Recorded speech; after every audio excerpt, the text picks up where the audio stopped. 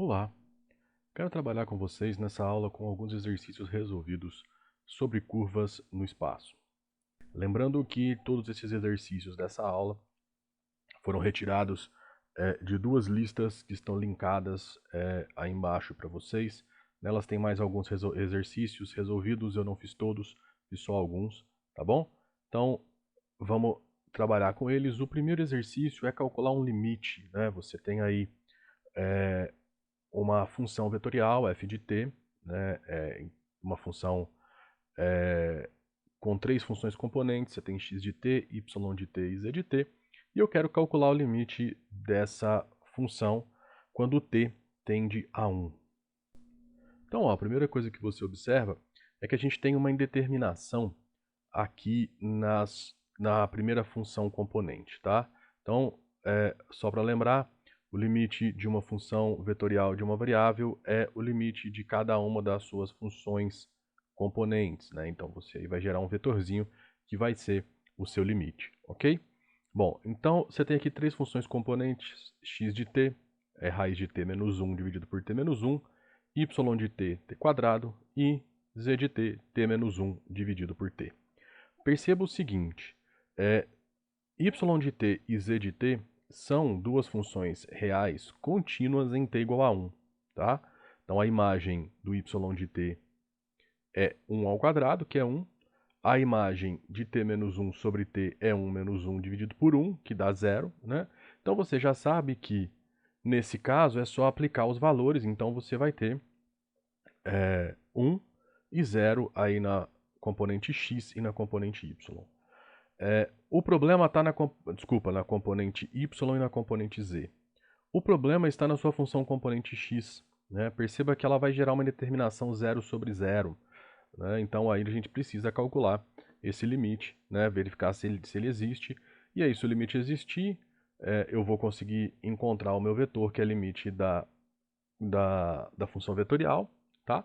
Se o limite da função x de t não existir quando t tende a 1, então eu vou falar que o limite da função vetorial inteira não existe, mesmo existindo o limite para duas das suas funções componentes, tá bom? Então, ó, perceba que essa indeterminação é o que falta para a gente calcular, né, esse limite de fato. Então, lembre-se, o limite da função vetorial é o limite de cada uma das suas funções componentes. Então, eu joguei o limite para dentro, né? Então, ficamos aí com o limite da raiz de t menos 1 dividido por t menos 1, quando t tende a 1, 1 e 0, tá? Obviamente, esse limite, ele é um limite lá do cálculo 1, né? Um limite de uma função de uma variável. Eu não precisaria entrar em detalhes dele, mas eu quero detalhar ele aqui nessa aula, tá bom? Então, só para vocês lembrarem, a gente pode usar a regra de L'Hopital quando você tem indeterminação 0 sobre 0, tá? Então, nesse caso, você vai perceber que você vai aplicar a regra de L'Hopital, derivou numerador e derivou denominador, derivada do denominador é 1, tá? E a derivada do numerador é a derivada da raiz de t menos a derivada de 1. A derivada de 1 é 0, tá? Então, basicamente, você vai sobrar com a derivada da raiz de t, que é 1 sobre 2 raiz de t, tá?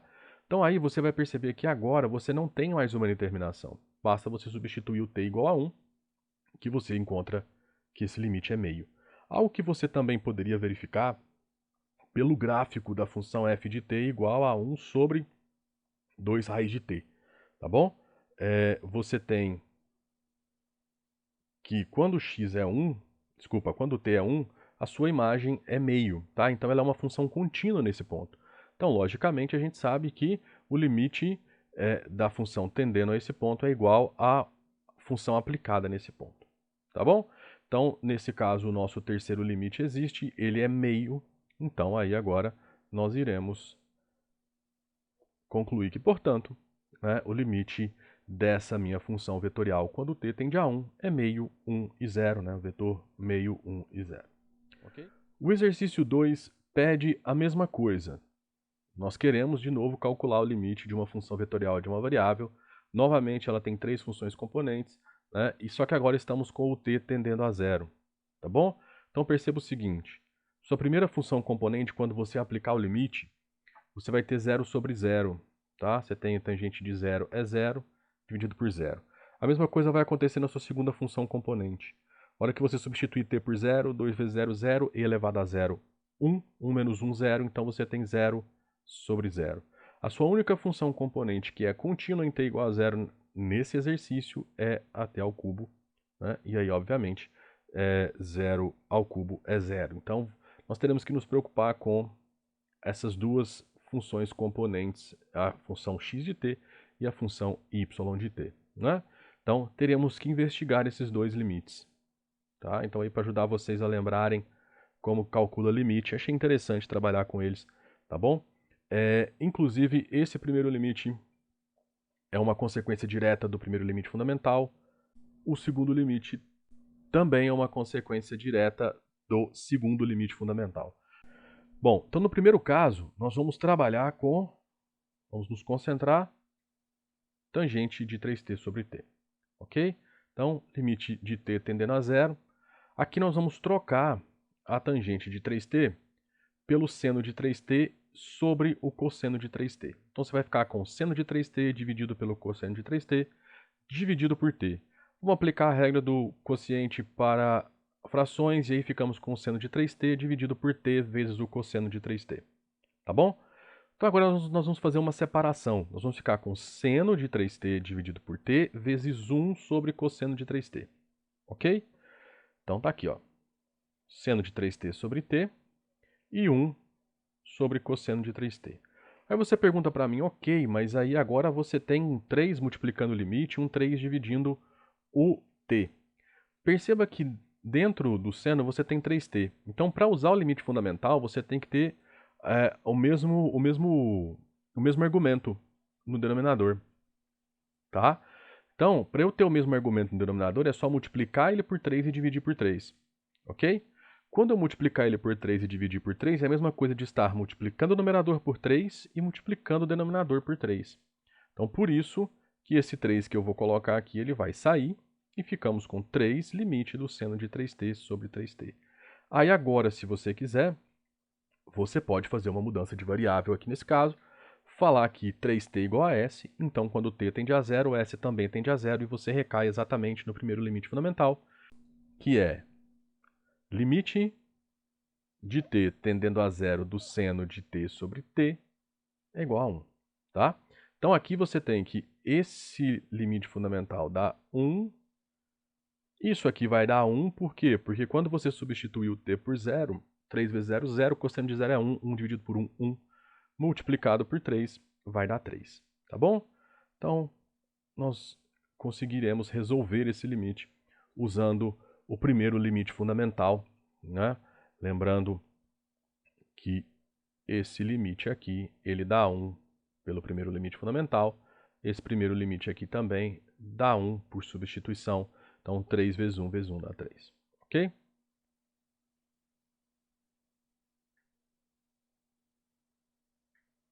No segundo limite, no segundo caso, que é a sua função componente y de t, né, que nós precisaremos lembrar de um dos corolários do segundo limite fundamental, que diz o seguinte: limite de t tendendo a zero de a elevado a t menos 1 dividido por t é igual ao ln de a. Ok? Geralmente nos cursos de cálculo a gente demonstra esse corolário, a gente calcula esse limite. Ele usa aí, se eu não me engano, duas mudanças de variável em sequência, tá? E para a gente recair no segundo limite fundamental, tá bom? E aí ele é uma consequência direta do segundo limite fundamental que nós vamos usar agora para resolver esse exercício 2, tá? Então, com isso em mente, tendo esse corolário do segundo limite fundamental em mente, nós vamos então partir para resolver esse limite, que é exatamente o limite da minha segunda função componente. E aí tem aquele mesmo detalhe que a gente tinha no exercício anterior, tá? Você precisa ter um 2 aqui para que você tenha o mesmo expoente, né? E você possa, garantindo que ambos vão para zero quando t tende a zero, então você pode aplicar essa propriedade. Então aqui nós vamos multiplicar por 2 no denominador e no numerador, né? Então esse 2 vai sair, tá? Você vai ficar com o limite de elevado a 2t menos 1 dividido por 2t. Aí aqui, para ficar mais simples a visualização, eu preferi fazer a mudança de variável. Qual mudança de variável? S igual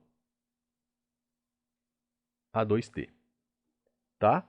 Então, quando o S é igual a 2t, quando o t vai para zero, logicamente o S também vai para zero, ok? Então você fica com 2 vezes o limite de S tendendo a zero elevado a S menos 1 sobre S, que você encaixou exatamente aqui. Então você vai ficar com 2 vezes o ln da base, 2 vezes o ln de E. Mas você sabe que o ln de E é igual a 1, tá? Então isso dá 2, ok?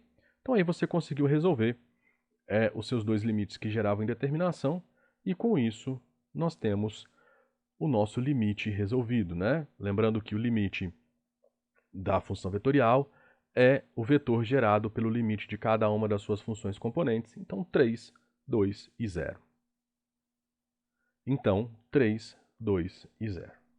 Próximo exercício. Próximo exercício eu quero determinar o conjunto dos pontos de continuidade dessa curva f de t igual a raiz de t menos 1 vezes o vetor i, raiz de t mais 1 vezes o vetor j, mais e elevado a t vezes o vetor k. Ou seja, você tem aí uma curva, né, uma função vetorial de uma variável, escrita na forma vetorial, multiplicada pelos vetores i, j, k da base canônica, ok? Bom, o que nós vamos fazer? A gente sabe que os pontos de continuidade de uma função vetorial é a interseção dos conjuntos de continuidade de cada uma das suas funções componentes. Então, mais uma vez, você recai num problema lá de cálculo 1, que é o quê? Determinar o conjunto de pontos de continuidade de cada uma das suas funções componentes. Ok? Então, perceba o seguinte. X de t, que é raiz de t menos 1, vai ser uma função contínua para todo t pertencente a R, tal que o t seja maior ou igual a 1. Tá? Então, o intervalo de continuidade é esse. Por quê? Porque é o domínio da sua função e a gente consegue mostrar que todos esses pontos do domínio dela são pontos de continuidade dessa função. Ok? O y de t é a mesma coisa, tá? Você tem aqui raiz de t mais 1, ela vai ser contínua para todo t pertencente a R, tal que o t seja maior ou igual que menos 1. Então aqui você já tem duas condições. Essa e essa têm que ser satisfeitas ao mesmo tempo para que a sua função seja contínua, para que você tenha o intervalo de continuidade. Mas ainda temos a z de t para olhar, que é uma função exponencial, e a gente sabe que funções exponenciais são contínuas para todo t pertencente ao conjunto dos números reais. Bom, então qual vai ser o nosso conjunto, o nosso conjunto dos pontos de continuidade da minha curva? O conjunto de interseção de cada um desses conjuntos, ou seja, todos os pontos que estão nos três intervalos ao mesmo tempo. Para ficar mais fácil de enxergar, né, eu fiz um esboçozinho aqui, igual a gente faz lá no colegial, né, para você investigar domínios, né, de funções, tá? Então aqui você tem o domínio de x de t, né, é contínuo em toda essa parte achurada. Para y de t, todos os t's maiores que menos 1. Para z de t, todos os reais. Para f de t, é a interseção dos três. Então, você vai ter que olhar aqui onde tem marcado os três ao mesmo tempo. Então, é somente quando o t é maior ou igual a 1. Tá bom? Então, a sua f de t vai ser contínua na interseção desses intervalos de continuidade das funções componentes, o que me leva a concluir que o intervalo de continuidade dessa função vetorial, f de t, vão ser todos os t's reais, tais que t é maior ou igual a 1. Ok? Então, basicamente, você está trabalhando aí com matemática básica. Apesar de ser uma função vetorial, estamos trabalhando aí com cálculo 1, basicamente, né? Exercício 4. Nesse exercício 4, eu vou ter dois tópicos. Eu vou ter dois itens, item A e item B, tá? Uma função vetorial no plano e uma função vetorial no espaço, ambas determinando suas respectivas curvas, né? E eu quero, dado esse ponto dado, perceba que você tem aí que a f de t igual a 1, né, eu quero determinar a equação da reta tangente à trajetória dessa função e ainda esboçar graficamente a curva e a reta tangente. Obviamente, para facilitar para nós, eu vou usar aqui um software matemático, né, para gerar esse esboço gráfico. Tá? Então, observa o seguinte, você tem t² e t, né, respectivamente x de t e y de t, e o f de 1. Se você prestar atenção, f de 1 é só você substituir o 1 no t em cada uma das suas funções componentes. 1 ao quadrado 1, e aqui é 1, então o f de 1 é o vetor 1, 1. Ok? Bom, a gente sabe que a equação da reta tangente à trajetória dessa função vetorial no ponto f de t0 é dada por x, que aqui está representando um ponto qualquer de um espaço euclidiano, igual ao f de t0, mais t, que para nós vai ser um parâmetro, e esse t vai estar variando no conjunto dos números reais, ok? Que multiplica a derivada de f nesse ponto t0, tá bom? Então o que vai acontecer? A minha imagem no ponto t0, que é o ponto aonde eu quero encontrar a reta tangente, né? Essa imagem vai ser o ponto por onde a reta tangente passa, obviamente. E qual vai ser a direção? O vetor diretor dessa reta vai ser a derivada de f no ponto t0, tá bom? Então esse t aqui para nós é simplesmente o parâmetro para essa equação vetorial da reta, que pode muito bem ser escrita como equações paramétricas, basta você escrever qual x de t, y de t, z de t, etc. Tá? No nosso caso, teremos x de t, y de t. Então, esse ponto do espaço para nós vai ser x e y, tá?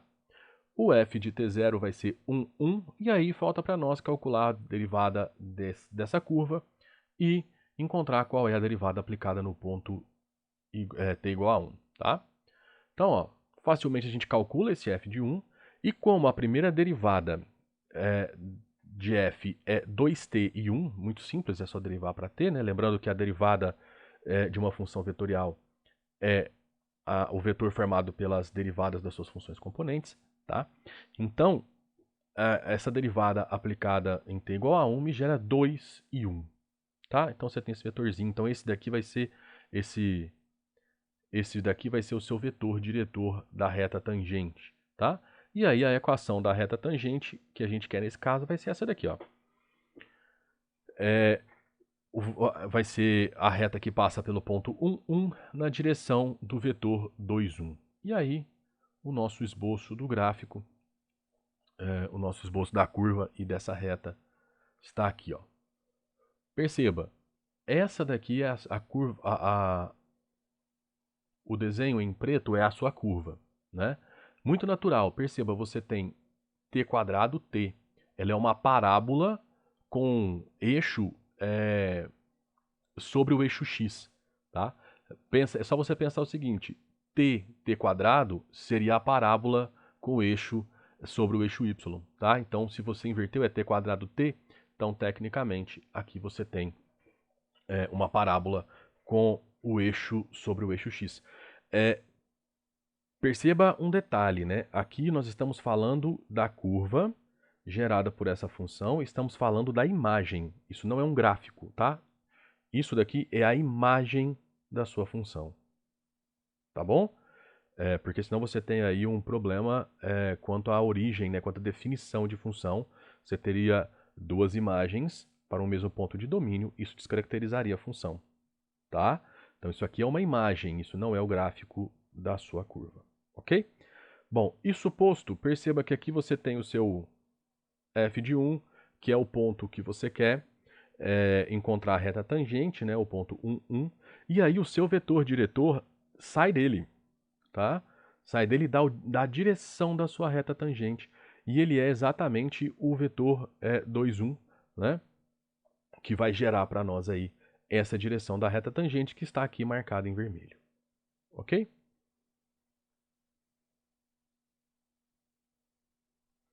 Agora eu quero fazer a mesma coisa, só que para uma curva no espaço.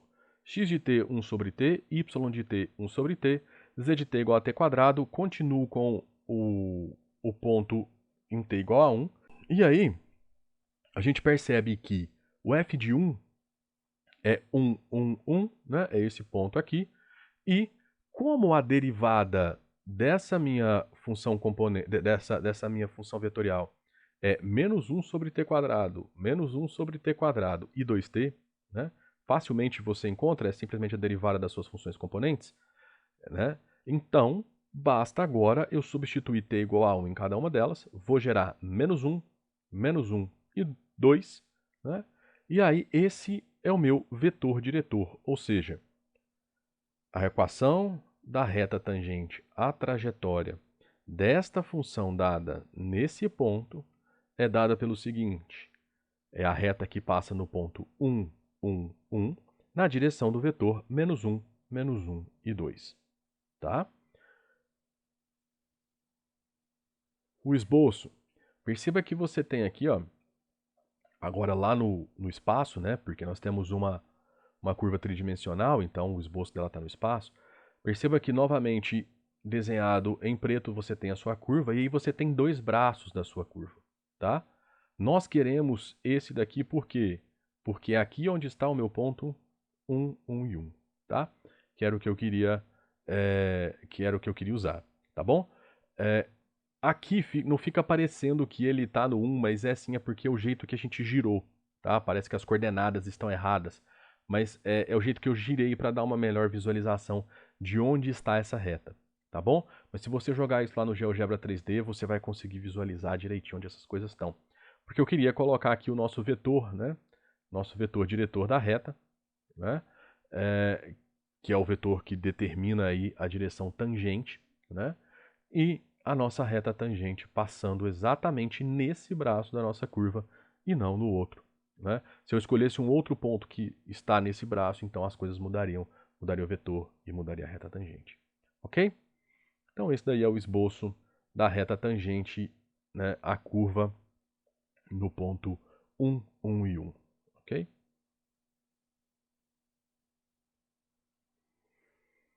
Exercício 5. O exercício 5, ele mostra uma aplicação para a integral definida de uma função vetorial. Tá?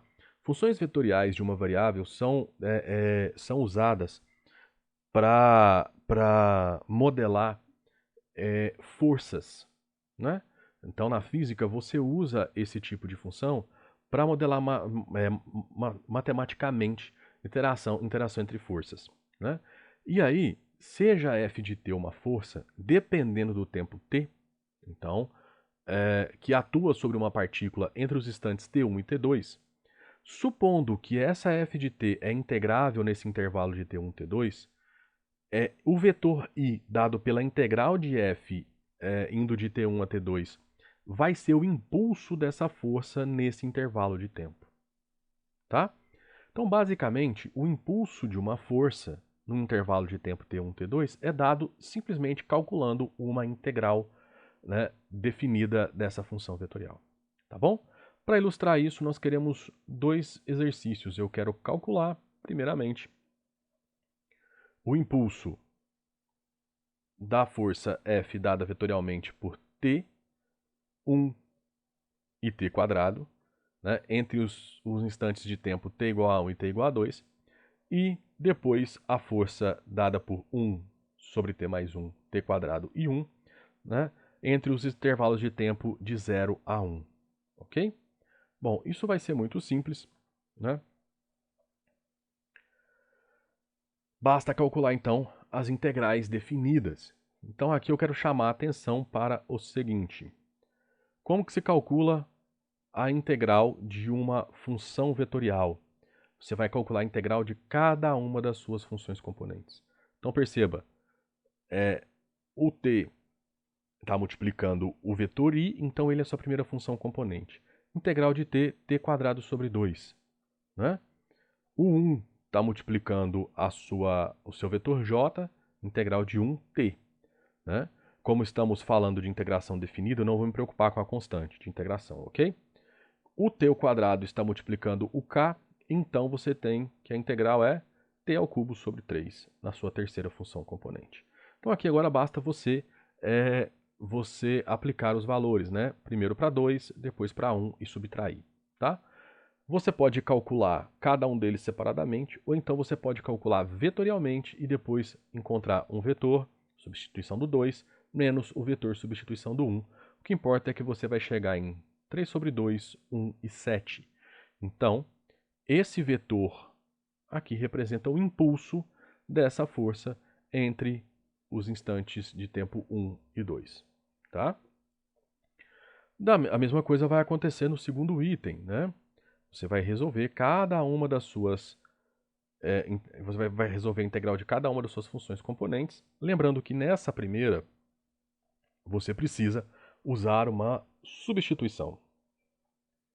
Faz t mais 1 igual a u, substituiçãozinha simples, t mais 1 igual a u, então dt igual a du, então você fica com 1 sobre u du, integrou ln do módulo de u, né? Como você está entre... e aí voltando, você fica com ln do módulo de t mais 1, como você está entre 0 e 1, você não precisa se preocupar com o módulo, né? Então você vai ficar aí com o ln de 2.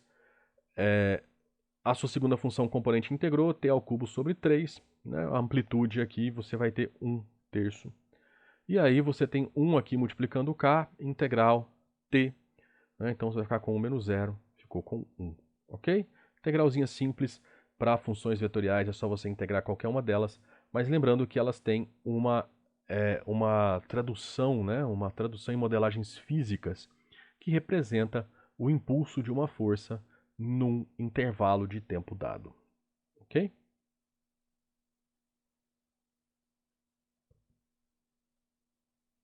Exercício 6. Eu quero encontrar a parametrização de cada uma das curvas abaixo. Eu vou dar duas curvas para vocês novamente. A primeira é um segmento de reta, né? E a segunda, se eu não me engano, vai ser uma elipse gerada pela interseção de um cilindro e um plano. Mas primeiro eu quero o seguinte. Eu quero parametrizar um segmento de reta que inicia no ponto P, que é 1, 3, menos 2, e termina no ponto Q, 2, menos 1 e 3. Então, ele é esse segmento de reta que está aqui esboçado, né? Esse segmento de reta que está aqui, aqui esboçado, um pouquinho mais abaixo. Né? Por que ele está tracejado nesse pedaço? Porque aqui é onde ele cruza, né, o plano XY, então ele está abaixo do plano XY, né? E ainda não apareceu, ele estaria ali embaixo dessa parte em cinza que representaria o plano XY, tá bom? Mas eu quero todo esse segmento até P, tá? Bom, eu não vou me preocupar aqui com o direcionamento, né? Eu não vou me preocupar com a trajetória, se você vai do P para o Q ou do Q para o P. Nós vamos nos preocupar com isso mais na frente, quando a gente for trabalhar com integral de linha, tá? Por hora, eu quero só a parametrização independente da orientação, independente da orientação do caminho, tá? Estou trabalhando só com a parametrização. Bom, perceba que tem uma reta aqui tracejada, né? É o que a gente chama de reta suporte do segmento, tá? Então, essa reta suporte é muito fácil de você encontrar as equações paramétricas dessa reta suporte, dessa reta em cinza, cujo segmento está em cima dela, tá? É só você pegar o ponto por onde a reta passa, então pode ser P ou Q, né? E colocar que ela passa por esse ponto na direção do vetor PQ, ou seja, Q menos P, né? E aí você vai encontrar o vetor 1, menos 4 e 5, tá? Então é exatamente o que você tem aqui, ó, x igual a 1 mais t, menos 3 menos 4t, menos 2 mais 5t. É só você encontrar, é um exercício de geometria analítica, é você encontrar as equações paramétricas da reta que passa por P e Q. Como que você faz isso? Usa o ponto P e o vetor PQ para ser o vetor diretor da sua reta. Só que isso é a equação da reta inteira, tá? E eu não quero a equação da reta inteira, eu quero só o segmento entre P e Q, tá bom? O que vai acontecer? Então eu tenho que truncar essa equação essas equações paramétricas da reta suporte é para t pertencente a R. Então, quando o t passeia por todo o conjunto dos números reais, a gente desenha essa reta aqui lá no espaço, tá? Então, agora nós vamos... a gente tem que descobrir qual é o ponto que gera... Qual o valor de t que gera o ponto P e qual o valor de t que gera o ponto Q, porque aí eu vou colocar o t nesse intervalo, né? E aí eu vou truncar ele no ponto P e no ponto Q, tá bom? Vamos lá, então. Facilmente você percebe que quando t é igual a zero, a gente atinge o ponto P, óbvio, pela nossa construção, pois nós partimos do ponto P. Né? Quando você constrói a equação de uma reta, quando o parâmetro é zero, você está exatamente sobre o ponto que você usou para determinar essa reta. Tá?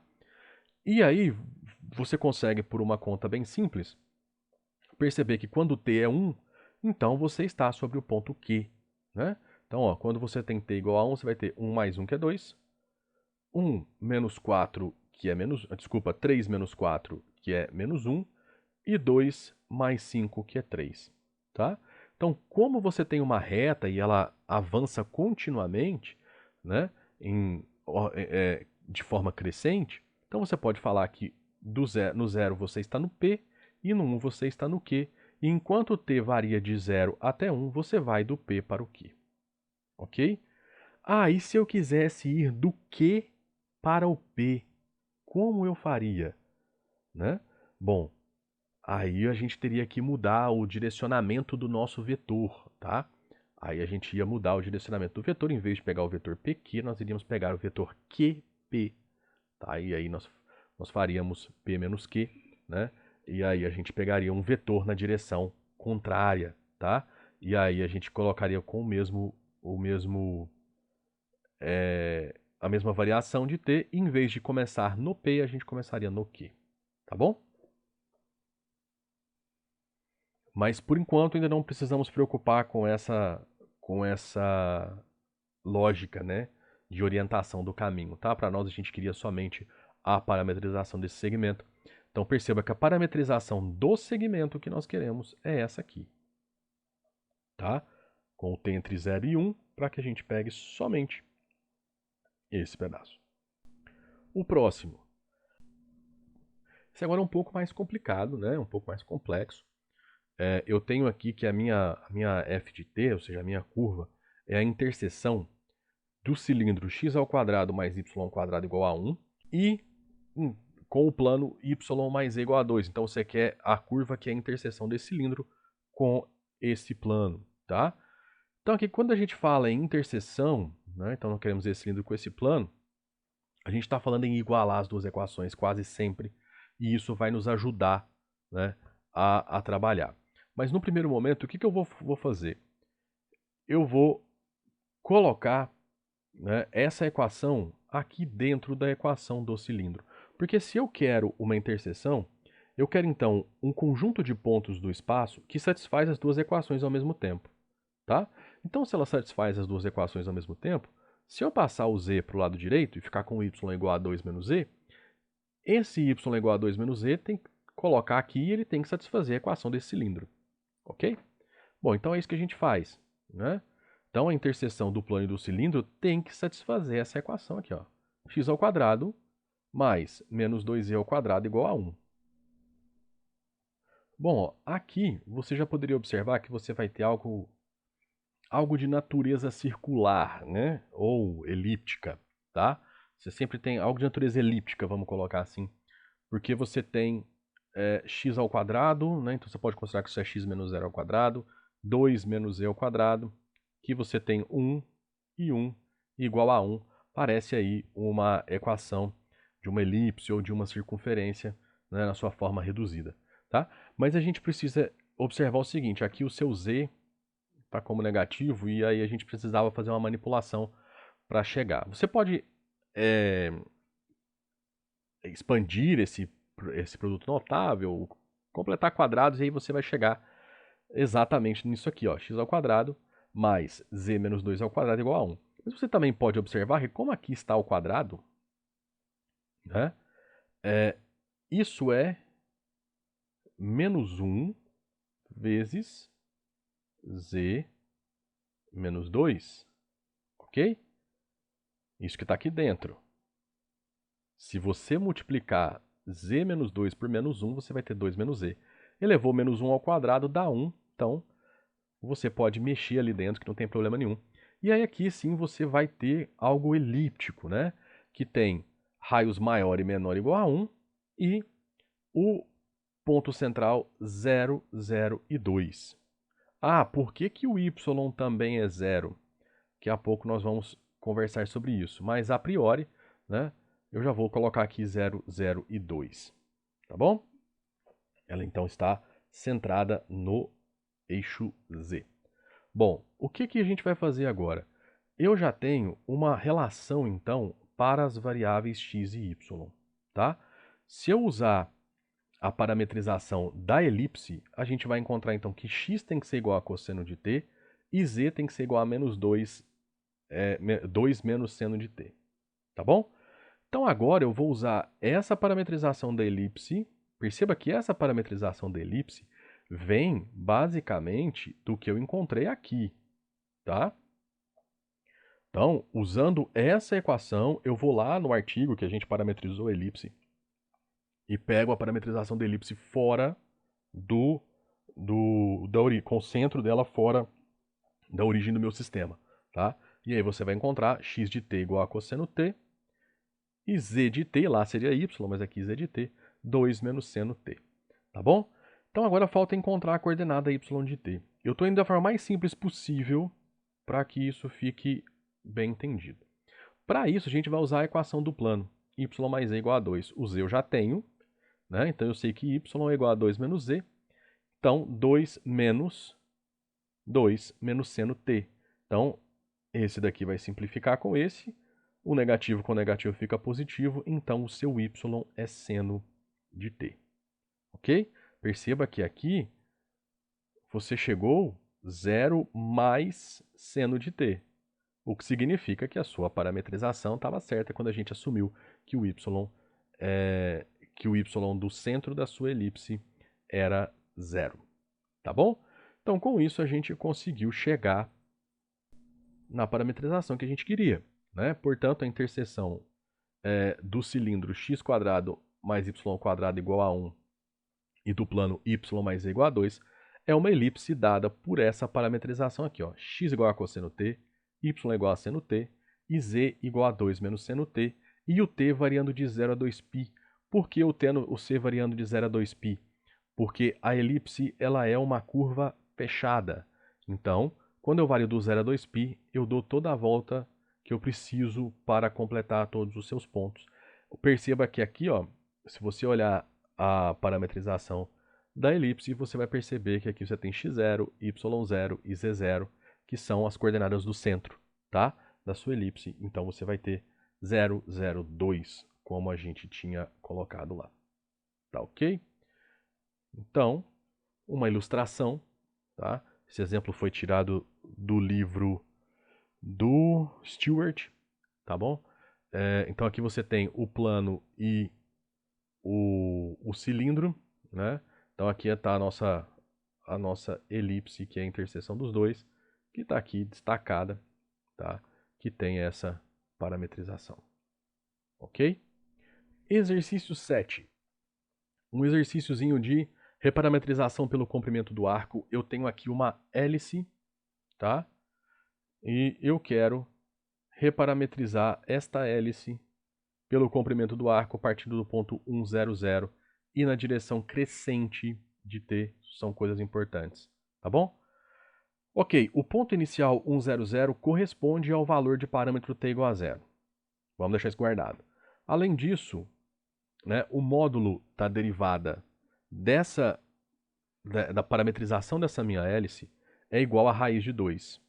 Isso é facilmente percebido quando você lembra que derivada é a derivada de cada uma das suas funções componentes, então menos seno, cosseno e 1, tá? Elevado ao... e aí o módulo, a norma, seria a raiz, né, da x de t da x' de t ao quadrado mais a y' de t ao quadrado mais a z' de t ao quadrado, então menos seno quadrado mais cosseno quadrado mais 1, Propriedade trigonométrica, seno ao quadrado mais cosseno ao quadrado é igual a 1. 1 mais 1 é 2, então você chega na raiz de 2.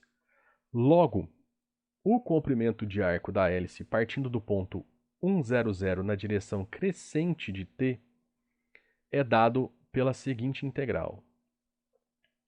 Essa daqui é a definição, né, do comprimento de arco, né, de uma curva. Lembra? Comprimento de arco é a integral de t1 a t2 do módulo de f' de t dt. Então, ó, módulo da derivada da nossa parametrização dentro de uma integral de 0 a t crescente. Então, se eu quero t crescente, o t tem que ser maior do que o ponto que gera esse ponto 1, 0, 0. E nesse caso, o meu t é 0. Então, t é maior que 0. Ah, e se eu quisesse decrescente? Faria de t até 0, não de 0 a t. Tá bom? Ok. Para você integrar isso, então, você vai ter raiz de 2 vezes u, variando de 0 a t, substituição do t, raiz de 2 vezes t, menos a substituição do zero, raiz de 2 vezes 0, que é 0. Então, você sobra com s de t igual a raiz de 2 vezes t. Então, raiz de 2 vezes t é a sua função comprimento de arco desta hélice partindo do ponto 1, 0, 0 na direção crescente de t. Como que a gente faz agora a reparametrização pelo comprimento de arco, né? Eu vou, então, falar o seguinte. Eu vou falar aqui o S, né, que é o meu comprimento de arco, então é raiz de 2t. Então, o t é S sobre raiz de 2. E aí eu vou usar esse S sobre raiz de 2, né, como o meu parâmetro no lugar do t. Tá bom? Então, aí eu vou gerar essa nova escrita. Aqui é S, tá bom? Eu coloquei errado, eu esqueci de mudar. Aqui é S, tá? Então, fazendo essa substituição, nós conseguimos essa reparametrização pelo comprimento de arco. Aqui é S, tá bom? Conseguimos essa reparametrização pelo comprimento de arco, onde no lugar do t nós colocamos S sobre raiz de 2. Tá? Por que é tão importante a parametrização pelo comprimento de arco, né? Isso para nós vai ser muito importante na hora de calcular aí as nossas integrais de linha. Tá? Vai ser muito importante para nós. E aí, lá no artigo sobre parametrização, eu explico um pouco mais do porquê é importante essa parametrização pelo comprimento de arco, assim como na aula que a gente tem aqui disponível para vocês. Exercício 8, né? Nosso último exercício. É mais uma aplicação aí de física, tá? Em geral, essas curvas, elas descrevem caminhos, né? Feitos por partículas, a gente pode trabalhar assim. Então, é por isso que às vezes essas curvas são chamadas de caminhos ou trajetórias, tá bom? Essas imagens dessas funções vetoriais de uma variável são chamadas de caminhos ou trajetórias, tá bom? Então pensa o seguinte, você tem uma partícula que se move partindo da posição inicial r de 0, 1, 0, 0, e com velocidade inicial dada por 1, menos 1 e 1. Você tem aí dois vetores, o vetor posição inicial e o vetor velocidade inicial. Eu te falo que a aceleração dessa partícula, né, o vetor aceleração dessa partícula é 4t, 6t e 1. O que eu te peço? Determine a posição e a velocidade dessa partícula no tempo t. Tá. Quando a gente trabalha com o movimento de partícula utilizando funções vetoriais para modelar, né, o movimento dessas partículas, a gente sabe o seguinte. A parametrização da curva gerada pela partícula é a posição, a derivada dessa posição é o vetor velocidade e a derivada dessa velocidade é a aceleração.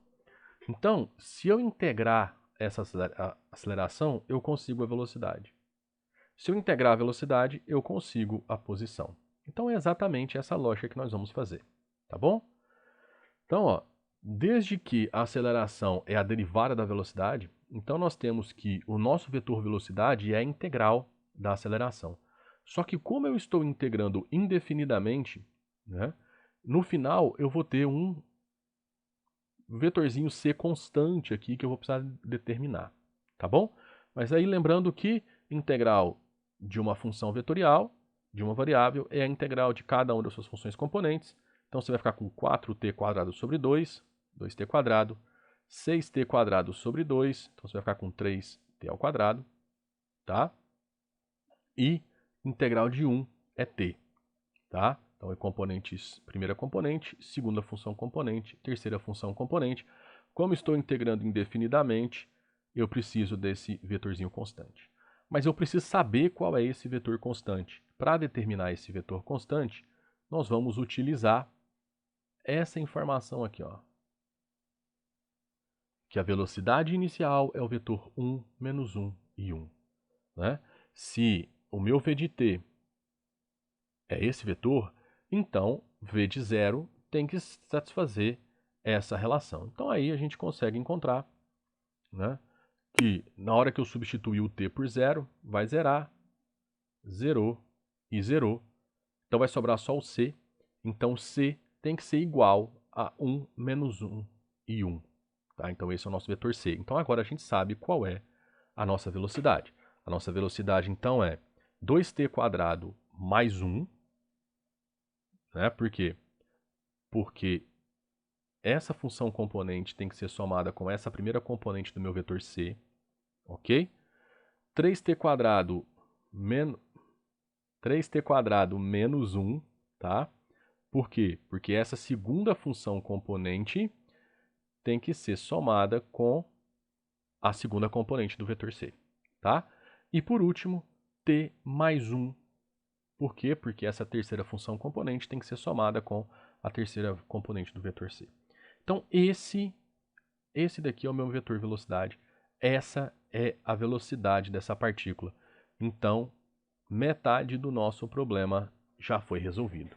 E, obviamente, eu vou usar a mesma lógica, vou integrar a velocidade e vou encontrar a minha posição, né? Meu vetor posição. Então, ó, como a velocidade é a derivada da posição, nós vamos encontrar a posição integrando a velocidade. E aí, usando a mesma lógica que a gente usou anteriormente, eu vou encontrar, através da integral de cada uma das funções componentes do meu vetor v, né, parte das componentes do meu vetor r, que é a minha posição, porque eu ainda preciso descobrir o nosso vetor constante d. Lembra? Estou integrando indefinidamente. Tá? Então agora você vai lá no t, vai fazer t igual a 0 e vai se lembrar que a sua posição inicial é 1, 0 e 0. Então, essa regra que você encontrou, nessa posição que você encontrou, tem que satisfazer. Né? Então, você precisa que o r de 0 seja igual a 1, 0, 0. Observe o seguinte, se você substituir por 0, o t, esse vai ser 0, vai zerar, e esse também vai zerar, porque todas as parcelas de cada uma das funções componentes dependem de t. Então você vai sobrar somente com d. Então, novamente, o d tem que ser igual a exatamente esse vetor, para que a gente tenha que essa r de t satisfaça essa posição inicial. Tá? Então aí, o que vai acontecer? Então aqui nesse lugar você vai ficar com 1, 0 e 0. Né? Ou seja, o d tem que ser igual à posição inicial, que é igual ao vetor i. Né? Então, você vai somar 1 na primeira componente, 0 na segunda, 0 na terceira. Então, essas duas vão permanecer iguais. E você só vai vir aqui nessa primeira função componente e somar mais 1. Então, aí nós encontramos a posição desta partícula. Tá? Nós encontramos a posição dela